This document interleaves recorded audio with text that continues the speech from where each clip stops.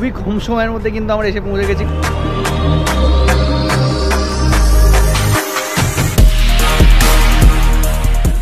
Welcome back to our new video channel. So এই মুহূর্তে আমি রয়েছি গাজলে, বাট আজকে আমাদের জার্নি কিন্তু স্টার্ট হয়েছিল শিলিগুড়ি থেকে।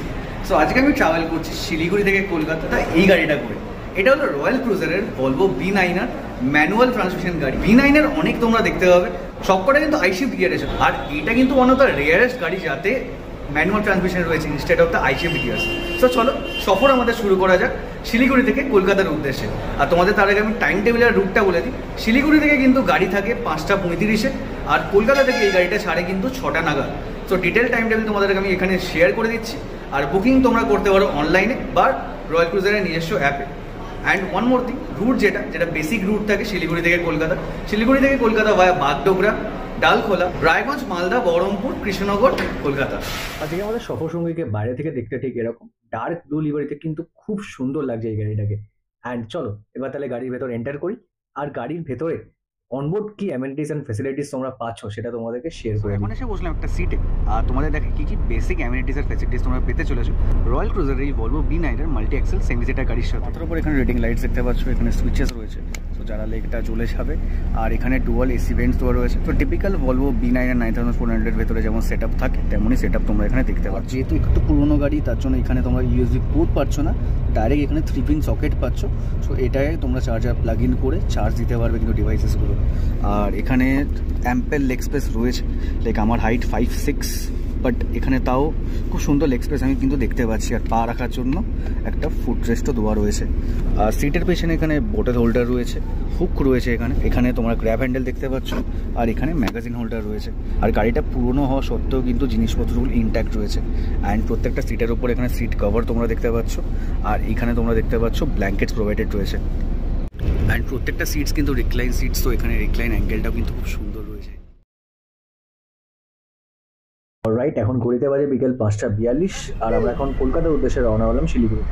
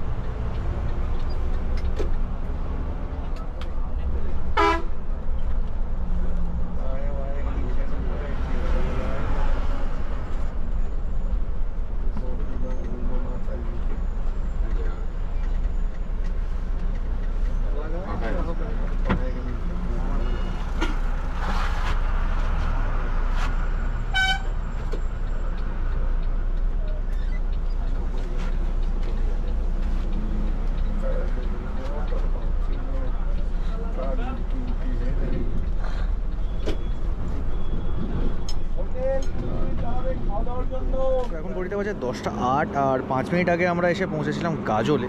সো এইখানে গাজলে মা দুর্গা হোটেল, মানে এই রুটে যারা একটু আগে ডিপার্ট করে শিলিগুড়ি থেকে তারা এই হোটেলে কিন্তু দাঁড়ায় গাজলে এসে। সো মা দুর্গা হোটেলে আমাদের গাড়ি দাঁড়িয়েছে, তার সাথে এখানে নিউ ডলফিনও দাঁড়িয়ে রয়েছে, আর তার পেছনে রয়েছে লোকনাথের রায়গঞ্জের গাড়ি।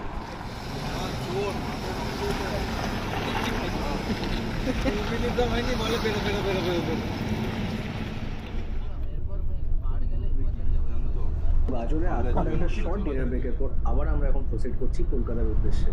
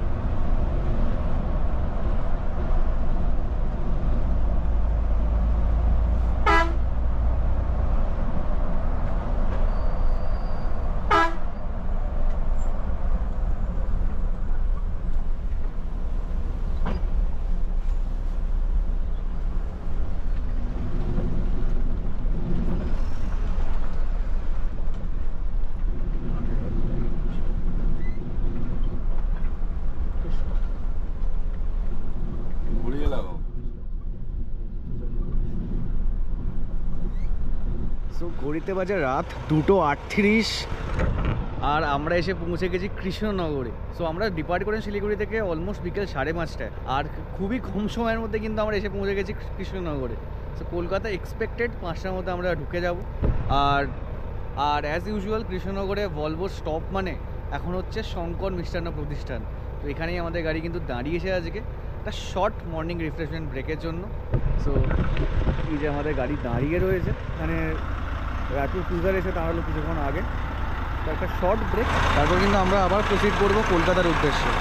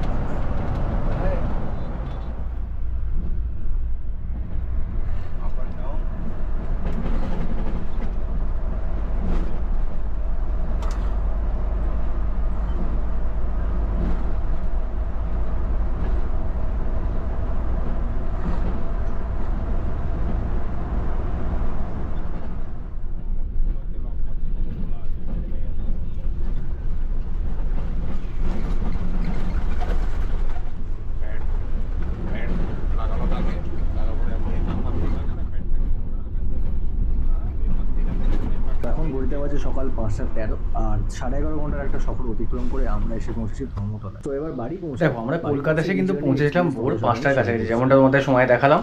সো বাকি জার্নিগুলোর মতো মানে রয়্যাল ক্রুজারের সাথে এর আগে 2 থেকে 3 বার জার্নি করেছি। সো বাকি জার্নিগুলোর মতো এই জার্নিটাও কিন্তু খুবই ভালো গেছে আমার, মানে এতদিন ট্রাভেল করছি রয়্যাল ক্রুজারের সাথে, এতবার ট্রাভেল করেছি, এতদিনে আমার পার্সোনালি কোনোদিন জার্নি কিন্তু খারাপ যায়নি। সো এই জার্নিও খুব ভালো ছিল। 5:35 শিলিগুড়ি ছেড়ে 5টার মধ্যে কলকাতা এন্টার করেছি, 2খানা ব্রেক নিয়েও। অ্যান্ড রয়্যালের ফ্লিটে যে কটা গাড়ি আছে সব কটাই কিন্তু প্রায় like above 5 years 6 years 7 years, কিছু কয়েকটা গাড়ি কিন্তু অ্যাবভ 10 ইয়ার্সও রয়েছে। এখনও পর্যন্ত আমার এক্সপিরিয়েন্সে তোমাদের বলছি, রয়্যালের গাড়িতে কিন্তু একবারে উঠে তোমাদের এই ফিলিংটা আসবে না যে আমি কোনো একটা পুরোনো গাড়িতে উঠেছি বা এই গাড়িটা অনেক বছর পুরনো। তাদের গাড়ি যথেষ্ট সুন্দর মেনটেন করে, and on top of that যতগুলো ক্যাপ্টেন আসে তাদের সবাই কিন্তু ওয়েল ট্রেন্ড, আর সবাই কিন্তু 2 বছর ধরে এই ভলভো বা স্ক্যানিয়া বাসেসগুলো চালাচ্ছে। সো এই জার্নিটাও আমার বাকি জার্নিগুলোর মতো খুবই ভালো ছিল, আর আশা করছি তোমাদের ভিডিওটা খুব ভালো লেগেছে। যদি ভিডিওটা ভালো লেগে থাকে প্লিজ ভিডিওটাকে একটা লাইক করো, আর যদি চ্যানেলের ভিডিও প্রথমবার থেকে দেখো চ্যানেলটাকে কিন্তু সাবস্ক্রাইব করতে ভুলো না। অ্যান্ড এক্সপেক্ট করছি খুব তাড়াতাড়ি রয়্যাল ক্রুজারের ফ্লিটেও যেন এই নতুন 9600 কোচেসগুলো আসে বা এরকম স্লিপার গাড়িগুলো যুক্ত হয়েছে। সো আজকের ভিডিওটা এই পর্যন্ত থাক, তোমাদের সাথে দেখা হচ্ছে খুব তাড়াতাড়ি একটা নতুন ভিডিও। ততক্ষণের জন্য বাই।